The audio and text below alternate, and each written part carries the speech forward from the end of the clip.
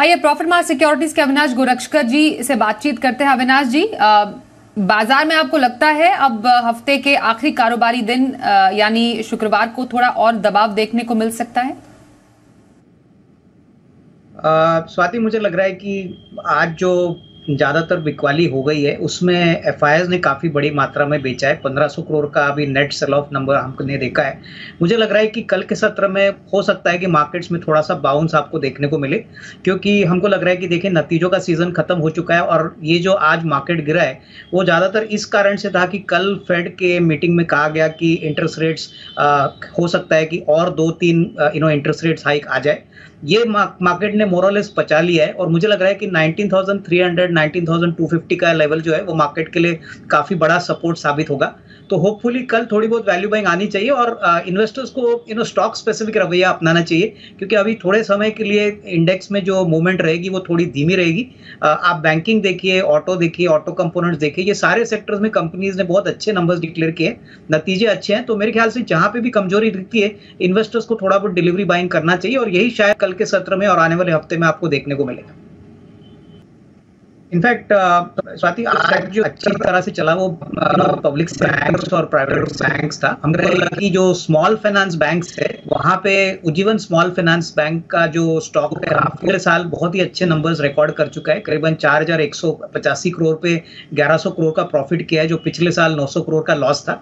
पहले तिमाही में भी बैंक ने बहुत दमदार नंबर दिखा है, करीबन 325 करोड़ का प्रॉफिट आफ्टर टैक्स आ गया, जो पिछले साल 202 करोड़। सबसे बड़ी बात, कासा रेशो 25-26% बढ़ा है, रिटर्न ऑन इक्विटी करीबन 30% बढ़ा है।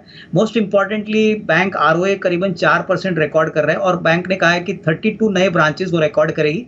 ये बैंक करीबन 25 स्टेट में ऑपरेटिंग है, 77 लाख कस्टमर्स है और हमको लग रहा है कि आने वाला साल भी काफी स्ट्रांग रहेगा। करीबन 1450 करोड़ का प्रॉफिट आएगा। Plus Ujjivan small financial services का जो मर्जर है वो सितंबर के एंड में होना चाहिए, तो ये भी एक पॉजिटिव फैक्टर है। तो हमको लग रहा है कि 60-62 का एक टारगेट प्राइस इस लेवल से भी पॉसिबल है, तो इसको डेफिनेटली एक अच्छे डीप वैल्यू स्टॉक की तरह से इन्वेस्टर्स को निवेश करना चाहिए। नहीं, मुझे लग रहा है कि इन्होंने काफ़ी अच्छे एंट्री लेवल पे हुडको खरीदा है। मेरे ख्याल से अगर 6 से 12 महीने की अवधि है तो मैं समझता हूँ कि करीबन 80-85 का एक medium term target price possible है। देखिए, हाउसिंग फाइनेंस जो गवर्नमेंट रिलेटेड माडा स्कीम्स है जहाँ पे हुडको काफ़ी एग्रेसिव है और गवर्नमेंट भी ये अफोर्डेबल हाउसिंग का जो कैंपेन है वो बहुत तेज़ी से बढ़ा रही है, तो डेफिनेटली हुडको को इसमें फ़ायदा होना चाहिए। और हमको लग रहा है कि अगर 6 से 12 महीने की अवधि लेते हैं तो मेरे ख्याल से डेफिनेटली हुडको को इस स्पेस में अच्छा खासा बेनिफिट होगा, तो यहाँ पे होल्ड करने की राय। देखिए, दोनों स्टॉक्स जो इन्वेस्टर ने खरीदे हैं काफ़ी अच्छे पेडिग्री के हैं। एफले इंडिया मोबाइल एडवर्टाइजिंग मार्केट में काफ़ी वेल नोन प्लेयर है और मैं समझता हूँ कि शेयर अभी इनके कॉस्ट प्राइस के करीब है, लेकिन अगर नज़रिया अगले साल 1.5 साल का ले तो जिस प्रकार से ये मार्केट ग्रो कर रहा है 25-30% से, तो एफले इंडिया डेफिनेटली अच्छी ग्रोथ दिखाएगा मेरे ख्याल से। देखिए, मार्केट में अच्छे शेयर्स भी कभी कभी धीरे चलते हैं, तो इनको थोड़ा सा पेशेंस और कन्विक्शन रखना चाहिए। रही बात टाटा कम्युनिकेशंस की, तो देखिए ये इंडिया की ऐसी कंपनी है जो दूसरे टेलीकॉम कंपनी से अलग है। इनका काफ़ी बड़ा ग्लोबल कस्टमर बेस है, डोमेस्टिक भी काफ़ी बड़े कस्टमर्स है और ज़्यादातर एंटरप्राइज और B2B बिजनेस में ये प्रेजेंट है। तो मैं भी यही कहूँगा कि अगले साल 1.5 साल का नजरिया रख के यहाँ पे होल्ड करें। हो सकता है शॉर्ट टर्म में थोड़ा सा हेडविंड्स है, बट अगर लॉन्ग टर्म की पॉइंट ऑफ व्यू से देखें तो मैं समझता हूँ कि टाटा कम्युनिकेशंस में अच्छा रिस्क रिवॉर्ड आगे बनेगा।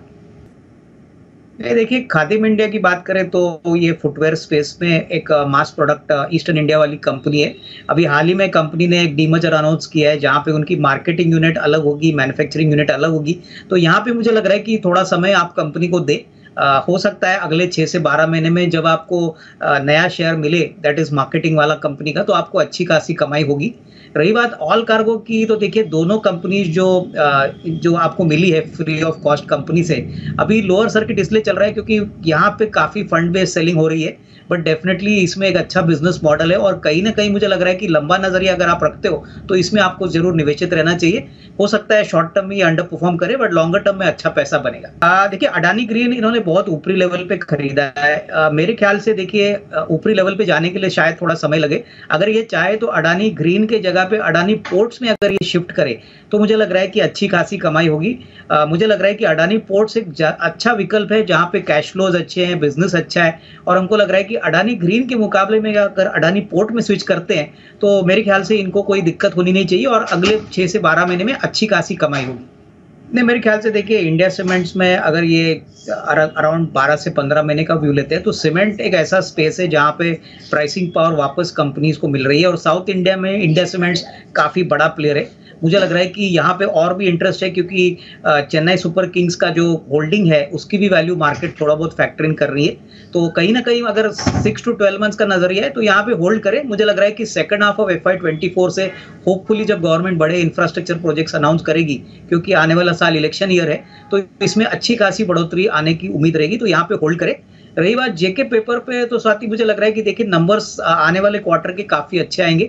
ऑलरेडी पेपर स्टॉक्स में हमने सुना है कि सप्लाई प्रेशर्स है, प्राइसेस बढ़ी है, और फेस्टिवल सीजन के आगे डिमांड जो है वो अभी अच्छी तरह से बिल्टअप हो रही है। तो यहाँ पे करीबन 450 का टारगेट प्राइस आपको मिलेगा अगर आप कम से कम 6 to 12 मंथ्स का नजरिया लेते हैं, और ये काफी वेल एस्टेब्लिश्ड कंपनी है, अच्छे प्रीमियम प्रोडक्ट्स बेचती है, तो यहाँ पे निवेशित रहिए। देखिए कंपनी अभी भी अच्छा करेगी, लेकिन नियर टर्म में थोड़ा बहुत कॉम्पिटिटिव प्रेशर ऑलरेडी बिल्ट हो चुका है। IEX की जो मार्केट मोनोपोली है वो अभी चैलेंज हो चुकी है, और 2 नए प्लेयर्स मार्केट में उतर चुके हैं। लेकिन सबसे अच्छी बात है कि IEX पुराना प्लेयर है, और अभी वो कार्बन क्रेडिट का भी जो मार्केट है यहाँ पे उतर रहे हैं। तो मुझे लग रहा है कि नजरिया कम से कम 1.5-2 साल का रखिए। 10 साल काफी बड़ा पीरियड होता है, बट मुझे लग रहा है कि थोड़ा सा पेशेंस और कन्विक्शन चाहिए, क्योंकि ये शेयर को बढ़ने के लिए थोड़ा समय लगेगा। तो नॉर्मली हम यही कहेंगे कि अगर आपके पास टाइम पेशेंस है तो 1.5-2 साल का टाइम फ्रेम रखिए।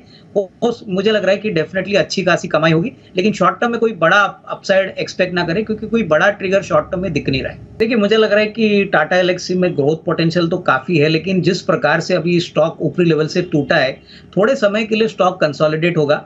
कंसोलिडेशन हो सकता है अगले 6 से 12 महीने का समय ले ले, और तब तक स्टॉक में कोई बड़ी आउट परफॉर्मेंस आपको देखने के ना मिले।